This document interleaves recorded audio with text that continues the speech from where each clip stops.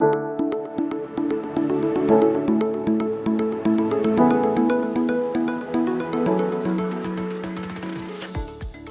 name's Chris Mahre, and I graduated from Hopkinsville High School in 2004. Go Tigers! I grew up in the area. My family's from around here, and I always love coming home. It'll always be home. I remember when I was 5 seeing the helicopters overhead preparing for the Gulf War. I thought it was the coolest thing on the planet. My parents were maybe less enthusiastic about that, but every time I saw soldiers from the 101st, I knew that that's something that I wanted to share, at least for a period of my life, and I was pretty dead set on being a soldier. West Point's a different kind of institution, so you have responsibilities and you have obligations that are different than other colleges.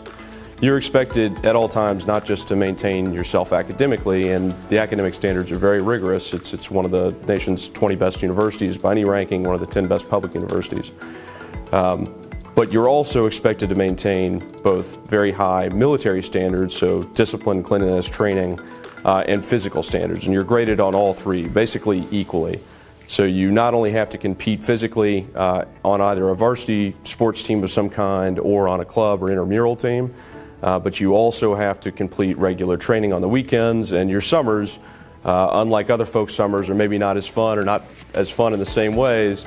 So West Point is different than many other colleges. You do have responsibilities and obligations that make it a different experience, but I think it make it a really incredibly fulfilling experience. The entire time you're there, you'll serve in either a leadership role or a supporting role. And you're expected to do that from the day you arrive. So you are expected to lead your peers, which arguably is one of the most difficult things that you can be asked to do. But it's also a great way to learn about yourself. You're also expected to maintain incredibly high academic standards, exceptional military readiness standards. So that includes both the sort of basic stuff, discipline, organization, but also military training. So you train in orienteering, you train in standard infantry tasks, you train in more complicated drills such as air assault or airborne operations. And then in addition to all that, you're expected to maintain yourself physically.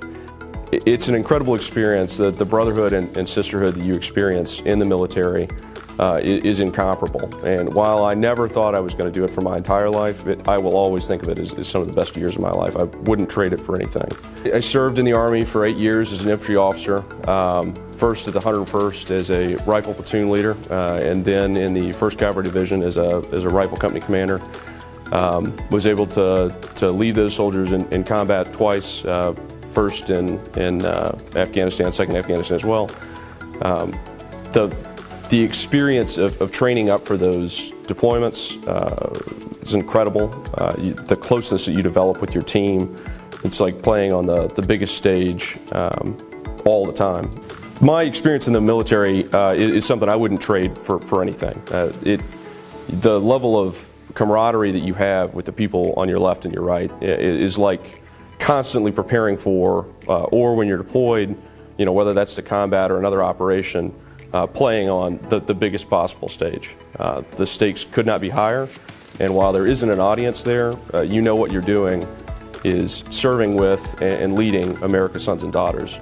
And that's an incredible privilege, and it's hard for me to put into words what that means, A, and B, what a fulfilling experience that can be. It's incredibly challenging. You're going to be wet, you're going to be tired, you're going to be cold, you're going to want to quit frequently, especially during training, whether that's in Ranger School, which let me assure you is not a lot of fun, but is incredible, or if it's on some field exercise on a cold Sunday, the weekend of New Year's Eve, which I've done a couple times. It's not fun, but what you get from that is this experience of sharing these hardships with other men and women who are the best and the brightest the country has to offer. That goes from the newest private in your organization to the senior most non-commissioned officer.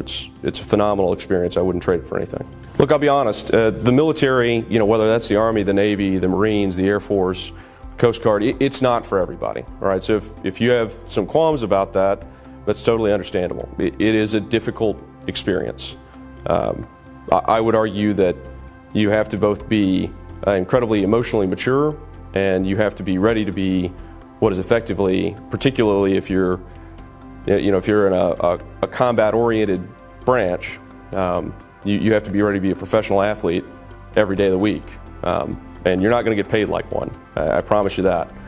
But if you have the toughness, the determination, the drive to better yourself, I promise you that the way you feel about the people around you and the way you feel about the importance of what you're doing will get you through.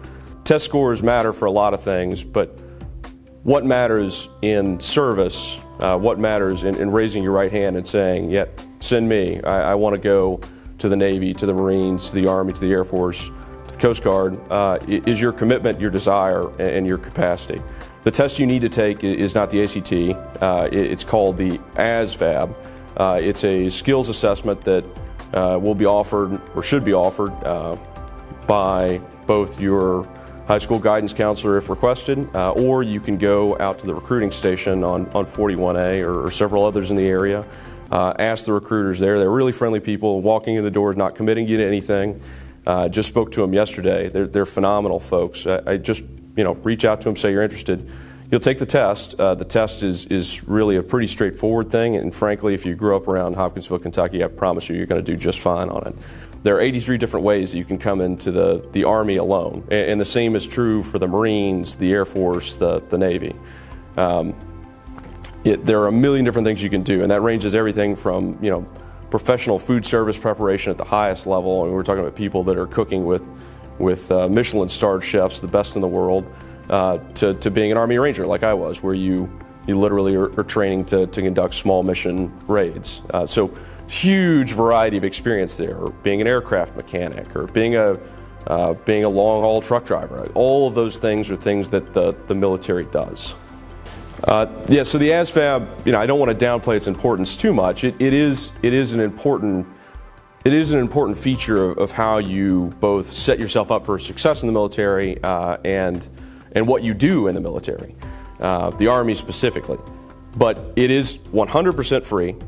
You can take it multiple times, and if you're interested in performing or improving your score, your recruiter can also offer you resources that will help you study for and improve on it. So look, the military is a different road, and like I said, it's not for everybody, but this is not the ACT game. You're not going to pay a fee to come in the door. They want to make that work for you, and if it's an option you're seriously considering, I think that it's one you should give a second or third look. The benefits that you receive, both from the first day you're in the door to the last day you wear a uniform, are just incomparable. For 3 years of service, there are going to be peers of yours that have scholarships.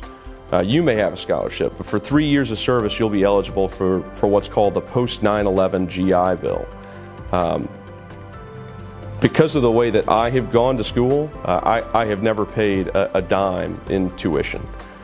For 3 years of service, you receive 100% funded, 4 years in an undergraduate institution within your state. And if it's private, usually the private institution will match whatever the difference is. It's a huge benefit. While you're in the service itself, your pay is not great, but here's what I can promise you. You always have a chance to advance, and your advancement is in large part determined by your own willingness to continue to work hard, to study, to perform, and to lead, and your capacity to do so. You got to believe in yourself, but if you do, you'll continue to advance. And with that, you get full housing benefits, you get full medical benefits. Until you live off post, which you won't do until you're a little bit more senior, you get full food benefits. So literally every meal for you is covered. Now, I realize that there are a lot of paths you can pursue in the world, but very few places are going to look as much to caring for you as a whole person as the service is. So not only do you get these things, but while you're in the military, there's also an opportunity to pursue additional education that the Army, the Navy, the Marine Corps will fund for you. So college credit's free. You also get the opportunity to learn skill sets that are transferable as college credits. So if you want to go on to college afterwards, many of the things you do will count towards credit at the country's most prestigious institutions, without any questions asked. we're talking about significant technical skills, whether that's computer programming or, like I said before, food preparation or aviation mechanic skills, you name it. And you walk away with the dignity and the experience and the background of having been pushed to your limits and worn that uniform, which is something that I promise you will never ever lose. I actually served for about 8 years in the Army, and on the 8-year and first day I decided that it was time to move on, so I took my uniform off. I applied to law school because I always knew that was something I wanted to do, and because I had the GI Bill, I could do that effectively for free. So I'm now going to one of the nation's best law schools in Washington, D.C., Georgetown University. I'll graduate this May, and as part of that, I have been offered employment at one of the world's top 5 law firms, a firm called Kirkland & Ellis, LLP. I'll be working in their Houston office. High school is a wonderful experience, especially this year for those of you all that are seniors. Enjoy every second. But you got to remember that it does come to an end, and you need to be thinking about what's next. And there will be temptations, when you're in high school, to sort of think of this as the ultimate moment of your life. And in some ways it is, but the reality is that you've got 4/5 of your life or more in front of you. And the decisions that you make right now will affect your ability to pursue that. So you've got to make sure that you don't have any criminal convictions. You got to make sure you don't get into trouble you don't need to get into. You got to make sure you try and keep your grades up at the end, particularly if you're interested in applying to university, whether that's a service academy or an ROTC program or anywhere else. You got to make sure you just take care of your business. So enjoy it, but the one thing that I wish I could go back and say to myself and say to my friends is that, that this is going to be a lot of fun, but remember that there is a lot of life in front of you.